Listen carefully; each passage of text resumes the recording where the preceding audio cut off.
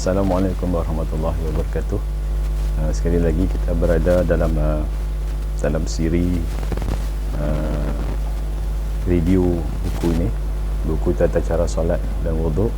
Dan kita dah habis dah bab wuduk, dan pada bahagian pertama itu kita bicara berkenaan dengan wuduk. Mungkin ada yang sedikit kesalahan ke apakah situ, tak apa. Kalau ada kesalahan, tuan-tuan komen, bagi tahu saya kesalahan saya. Dan jika ada yang tuan-tuan rasa betul, insya-Allah ikutlah apa cara yang betul. Dan bahagian yang kedua kita berbicara berkenaan 3 rukun yang pertama itu, iaitu niat, berdiri betul, dan juga takbiratul ihram. Itu dah kita bicarakan. Sekarang kita masuk rukun yang keempat. Apa rukun yang keempat itu adalah membaca Al-Fatihah. Di sini diberi dalil daripada hadis daripada Ubadah bin Samit yang berkata, sesungguhnya Nabi SAW bersabda, tidak sah solat sesiapa yang tidak membaca Al-Fatihah. Riwayat Al-Bukhari. Jadi kalau dalam satu solat itu kita tidak membaca Fatihah, maka solat itu tidak sah. Tetapi ada juga pengecualian dia dalam contohnya, macam kita masbuk atau muafiq, kita masbuk, kita tak cukup tempoh untuk kita baca Fatihah, maka Al-Fatihah kita akan ditanggung oleh imam. Itu perlu penjelasan lebih baik. Saya akan reviewkan di dalam ada satu buku berkenaan dengan solat jemaah yang oleh Ustaz Hazli Hashim. Saya dah ada video tu, cuma saya tak buat lagi sebab kita tak ada penerangan tentang basic solat dulu kan. Jadi kita nak buat yang tu dulu. Apakah syarat sah membaca Al-Fatihah?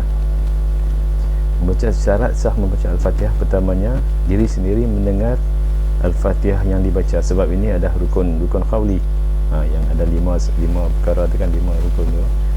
Yang salah satunya adalah membaca Al-Fatihah. Jadi membaca Al-Fatihah ini rukun, kita mesti dengar dekat telinga kita sendirilah, tak perlu kuat, secukupnya kita boleh dengar lah, kecuali lah kalau kita imam. Yang kedua adalah membaca secara tertib mengikut turutan ayat Al-Fatihah yang betul. Kita kena ikut urutan yang betul. Yang ketiga, menjaga makhraj huruf dalam segala hukum tajwidnya. Kena jaga makhraj huruf tu, kena bunyi bagi betul. Kalau ha tu bunyi ha, kalau ha tu bunyi ha. Kalau kalau sin tu bunyi sa, kalau shin tu bunyi sya. Dia ada perbezaan dia lah. Dan juga zal dan zai, dia ada beza dia tu. Itu ada makhraj huruf yang penting yang perlu kita tahulah. Juga tidak melakukan bacaannya. Yang keempat, tidak melakukan bacaannya mengikut gaya bacaan yang boleh merosakkan makna. Kita tak boleh baca Al-Quran ni mengikut lagu-lagu yang merosakkan makna dia. Jadi saya bukan ahli dalam taranum ini, jadi saya tak tahulah apa. Saya pun bukan pandai bahasa Arab, jadi saya tak tahu. Jadi saya baca macam biasalah, macam kita orang-orang biasa ni, orang-orang awam ni baca tak ada begitulah. Yang kelimanya, membaca dalam bahasa Arab. Kena baca dalam bahasa Arab, tak boleh baca dalam bahasa Malaysia. Ataupun kadang-kadang kalaupun kita sebut dalam bahasa Arab tapi kita bereja ikut Melayu kan, la tu LA, bukan lam alif tu la. Jadi dia kadang-kadang tak kalau kita baca ikut Rumi tu, ikut bahasa dia tak bunyi yang betul.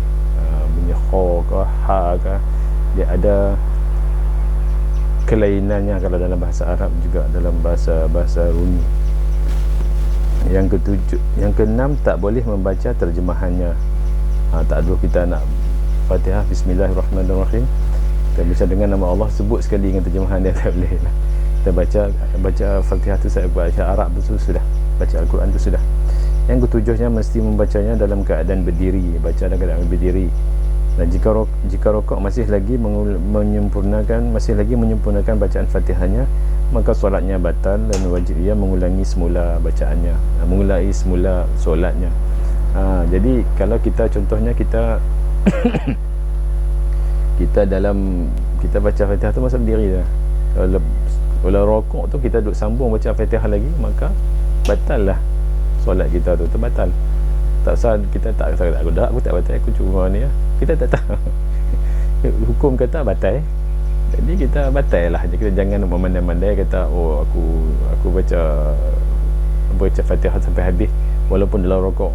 Tak, itu silap kita lah. Ngaji pergi habis, jangan memandai-mandai. Okay. Jadi dia kata di sini, kalau dalam keadaan rokok masih lagi menyempurnakan Fatihah, maka terbatal lah solat kita. Jadi buang masa sajalah kalau kita masih lagi meneruskan bacaan tu, masih lagi meneruskan solat, sebab kita dah terbatal.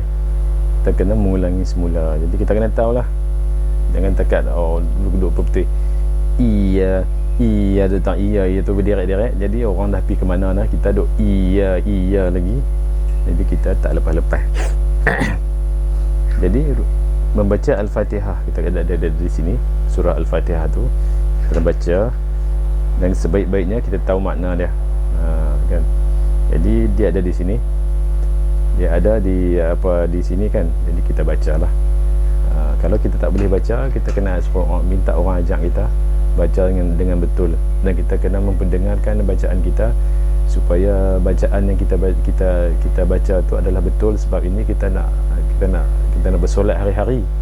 Ini adalah sesuatu yang kalau surah-surah lain tu tak apa, kita tak baca pun tak apa, bukan tak baca ni lah. Kalau tak sepenting solat, tak sepenting Al-Fatihah ni. Al-Fatihah ni sangat-sangat penting, sebab ini adalah rukun daripada solat, rukun yang dalam solat. Jadi kalau Al-Fatihah tak betul, maka solat pun tak diterima. Okey, itu kita boleh baca Al-Fatihah lah. Auzubillahi minasyaitonirrajim. Bismillahirrahmanirrahim. Alhamdulillahirabbil alamin, arrahmanirrahim.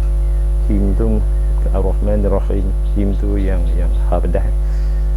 Maliki yaumiddin, iyyaka na'budu wa iyyaka nasta'in, ihdinas siratal mustaqim, siratal ladzina an'amta 'alaihim ghairil maghdubi 'alaihim waladdallin.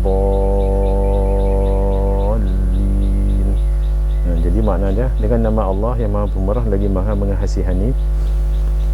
Segala puji tertentu bagi Allah, Tuhan yang memelihara dan mentadbir sekian alam, yang Maha Pemurah lagi Maha Mengasihani. Lagi sekali dia ulang, yang menguasai pemerintahan pada hari pembalasan, yakni hari akhirat.